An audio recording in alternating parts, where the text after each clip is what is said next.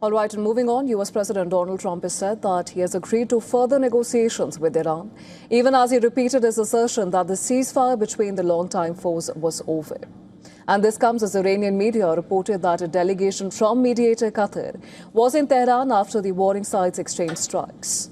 3 weeks after Washington and Tehran signed an agreement aimed at turning a months-long ceasefire into a durable peace, the exchange of fire for 2 days this week has threatened a return to full-scale regional war. Although no fresh attacks were reported on Friday, as regional mediators attempted to salvage diplomatic efforts to permanently end the war. Now, in a post on Truth Social, Trump said that the United States is ready to continue negotiations with Iran. However, he also made it clear that the ceasefire agreement between the two countries is over. Now, remember earlier this week at a NATO summit also, Trump declared the ceasefire over, suggesting that it was just a waste of time dealing with Tehran. Delegations from US and Iran have held one round of direct talks in Switzerland since the signature of their Memorandum of Understanding, as well as indirect negotiations in Qatar.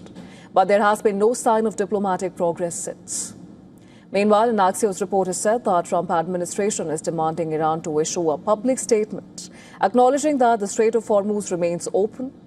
Now, the report read that US seeks a commitment from Iran to stop firing on commercial ships.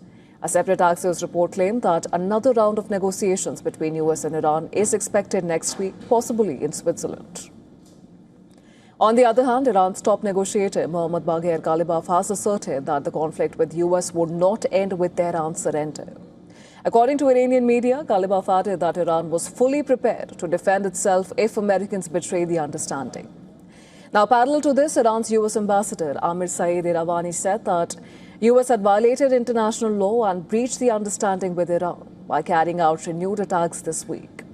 Iravani went on to say that US bears full international responsibility for all legal and political consequences arising from its unlawful action. Listen to this. The United States has once again violated its obligation by launching and continuing large-scale military attacks against Iran's sovereignty and territorial integrity, including attacks on installations in the southern cities of Iran and several Iranian islands in the Persian Gulf on 7th and 8th of July. These renewed attacks constitute another flagrant violation of Article 2 of the Charter and material breach of the Paragraph 1 of the Islamabad Memorandum of Understanding, under which the United States expressly committed to cease all military actions against Iran and to refrain from the threat or use of force.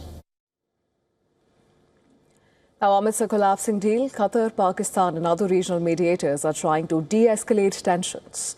In the latest, Qatar's Emir Sheikh Tamim bin Hamad Al Thani has discussed the regional developments with Pakistani Prime Minister Shehbaz Sharif on phone, with both leaders stressing the need for diplomacy to reduce tensions and protect maritime security. In another call with President Masood Pezeshkian, Pakistan Prime Minister Shehbaz Sharif urged Tehran to preserve the hard-earned peace. Communication also took place between US and Saudi Arabia. Saudi Crown Prince and Prime Minister Mohammed bin Salman spoke with President Trump, while Secretary of State Marco Rubio spoke with Saudi Foreign Minister Prince Faisal bin Farhan Al Saud.